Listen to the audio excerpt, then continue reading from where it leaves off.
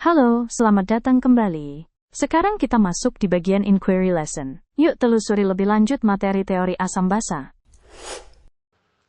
Pada tahun 1884, seorang ahli kimia bernama Svante August Arrhenius telah berhasil mengemukakan konsep asam basa. Arrhenius mengemukakan bahwa kekuatan asam di dalam air tergantung pada konsentrasi ion-ion hidrogen di dalamnya.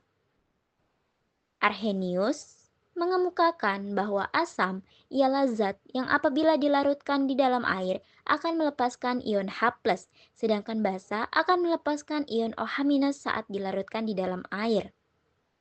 Ion H+ adalah pembawa sifat asam dan ion OH- adalah pembawa sifat basa. Asam arrhenius dirumuskan sebagai HXZY yang di dalam air akan mengalami ionisasi seperti pada di layar. Perhatikan contoh berikut. Ketika senyawa hidrogen klorida dilarutkan ke dalam air, maka akan terionisasi menjadi H+ dan Cl-. Yang artinya, hidrogen klorida bersifat asam menurut teori Arrhenius, karena di dalam air menghasilkan ion H+. Selanjutnya, perhatikan, apabila padatan natrium hidroksida dilarutkan ke dalam air, maka akan terionisasi menjadi Na+ dan OH-, yang artinya natrium hidroksida bersifat basa menurut teori Arrhenius karena di dalam air menghasilkan ion OH-. Asam dan basa yang terionisasi sempurna di dalam air disebut dengan asam kuat dan basa kuat, sedangkan asam dan basa lemah akan terionisasi sebagian. Kelemahan dari teori Arrhenius ialah keterbatasannya yang hanya dapat menjelaskan sifat asam dan basa pada pelarut air.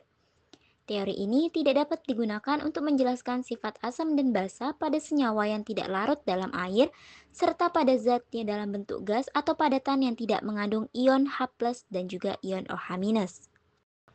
Yuk lanjut ke teori selanjutnya.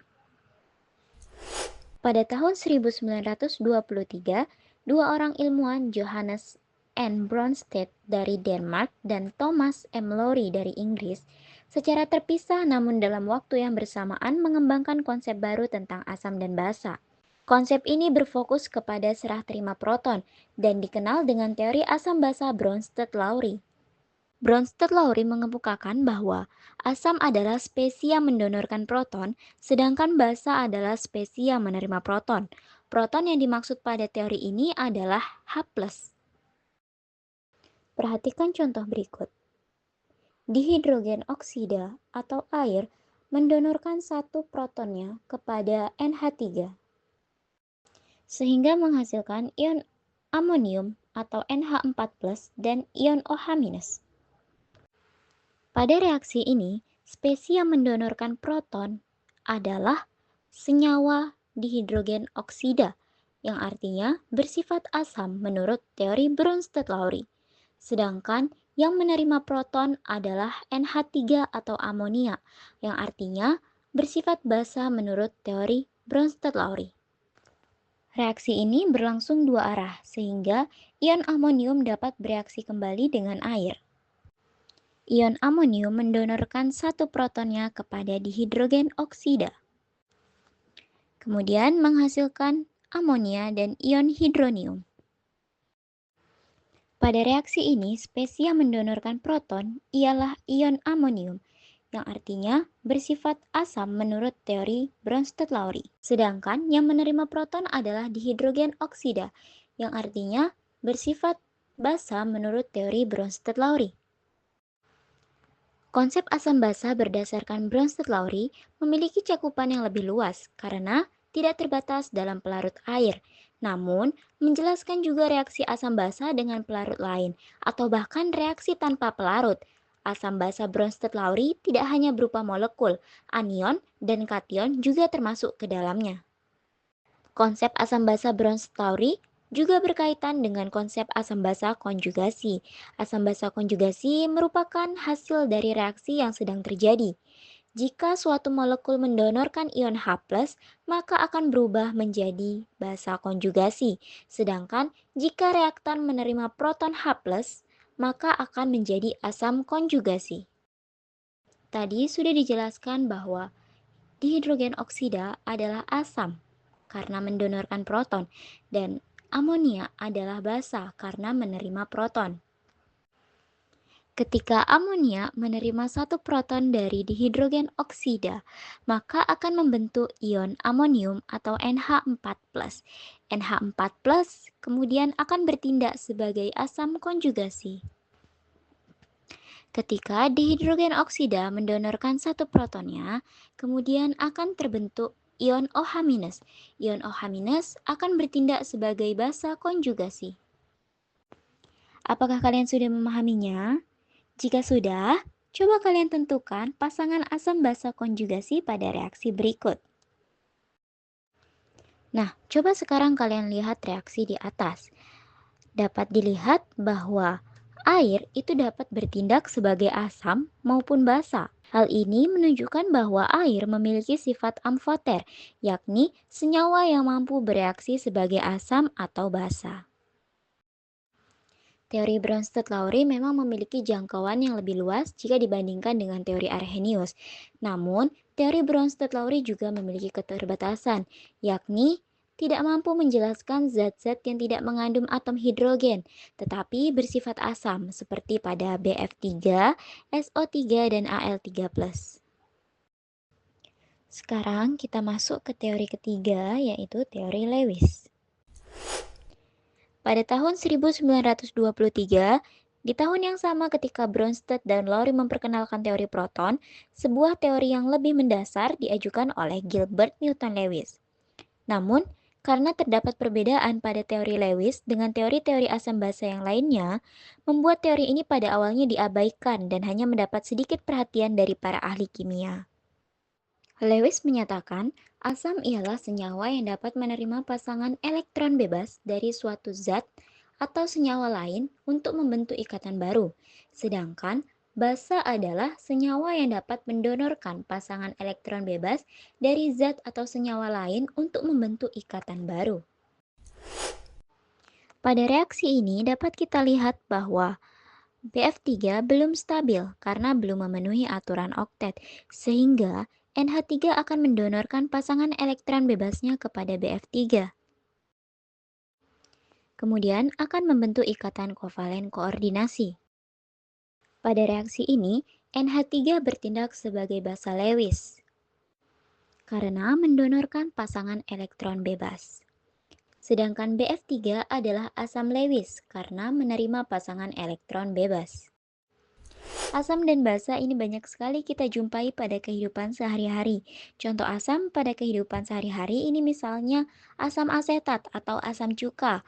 Kemudian ada asam sitrat yang terkandung di dalam lemon atau jeruk nipis. Kita juga sudah mengetahui bahwa ciri-ciri umum dari asam yang dapat kita rasakan melalui indera perasa kita ialah memiliki rasa yang masam. Nah, kalau basa yang sering kita jumpai pada kehidupan sehari-hari, itu ada sabun, sampo, deterjen, dan juga soda api. Soda api ini biasanya dimanfaatkan untuk memperbaiki saluran yang tersumbat. Ciri-ciri umum dari basa yakni memiliki rasa yang pahit. Ciri-ciri umum dari asam dan basa yakni pada asam memiliki rasa masam dan pada basa memiliki rasa pahit. Dua-duanya adalah ciri-ciri yang dapat dirasakan oleh indera perasa. Kemudian, bagaimana jika kita ingin mengetahui apakah suatu zat itu memiliki rasa asam atau basa? Namun, zat ini terlalu berbahaya apabila kita ingin mencicipinya, seperti zat-zat atau senyawa-senyawa yang berada di laboratorium. Oleh karenanya, kita membutuhkan sebuah alat yang dapat mengidentifikasi apakah zat ini bersifat asam atau basa. Alat ini biasanya disebut dengan nama indikator. Indikator merupakan suatu zat yang dapat memberikan petunjuk berupa perubahan warna yang jelas dalam rentang pH yang sempit. Indikator asam basa memberikan petunjuk derajat keasaman suatu larutan berdasarkan perubahan warna indikator akibat dari perubahan pH larutan. Perubahan warna pada indikator ini menunjukkan sifat asam dan basa dari larutan yang diidentifikasi. Ada beberapa jenis indikator asam basa. Yang pertama ada kertas lakmus, indikator larutan asam basa, indikator universal, pH meter, dan indikator alami. Yang pertama, kertas lakmus. Kertas lakmus ini sendiri merupakan kertas yang di dalamnya terkandung senyawa organik yang dapat berubah warna pada kondisi asam dan basa.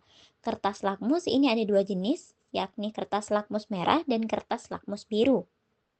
Untuk menentukan suatu larutan bersifat asam dan basa dengan kertas lakmus, itu dapat dilakukan dengan mencelupkan kertas lakmus kepada larutan yang akan diidentifikasi sifatnya. Lalu kemudian kita amati perubahan warna yang terjadi. Apabila kertas lakmus merah tetap berwarna merah dan kertas lakmus biru berubah menjadi merah, maka larutan bersifat asam dengan pH kurang dari 7. Jika kertas lakmus merah berubah menjadi biru dan kertas lakmus biru tetap menjadi biru, maka larutan bersifat basa dengan pH lebih dari 7. Dan jika kertas lakmus tetap pada warnanya, tidak mengalami perubahan warna, artinya larutan bersifat netral dengan pH sama dengan 7. Yang kedua, itu ada indikator larutan asam basa. Berikut beberapa larutan indikator yang sering digunakan di laboratorium. Indikator-indikator ini menunjukkan adanya perubahan warna pada rentang pH tertentu.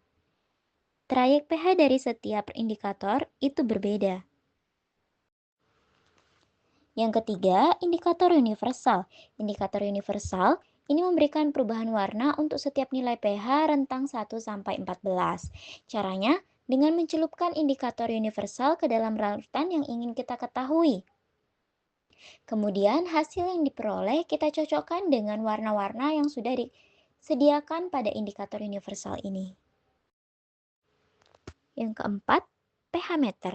pH meter ini dapat menunjukkan sifat asam atau basa dengan cepat dan akurat. pH meter biasanya dilengkapi dengan elektroda yang dicelupkan ke dalam larutan yang akan diukur nilai pH-nya. Nilai pH akan ditampilkan secara digital di bagian layar dari pH meter ini. Yang terakhir, indikator alami. Indikator alami ialah bahan alam yang dapat berubah warnanya saat bersentuhan langsung dengan larutan asam dan basa. Syarat utama untuk indikator alami itu adalah bahan alam yang memiliki warna yang mencolok seperti bunga sepatu, buah bit, baya merah, kol ungu, dan sebagainya. Sehingga nantinya perubahan warna yang dihasilkan itu dapat diamati dengan jelas. Indikator alami akan mengalami perubahan warna apabila diteteskan dalam larutan yang bersifat asam atau basa. Perubahan tersebut terjadi karena pada bahan alami yang digunakan terkandung senyawa antosianin. Untuk mendapatkan ekstrak indikator alami dapat dilakukan dengan cara sederhana, yakni dengan menghaluskan indikator alami yang dipilih, kemudian ditambahkan beberapa tetes aquades, dan hasilnya ini nanti kita saring menggunakan kertas saring agar terbebas dari pengotor. Ekstrak indikator ini dapat digunakan dengan meneteskan ke larutan yang akan kita uji. Kemudian kita amati perubahan warna yang terjadi.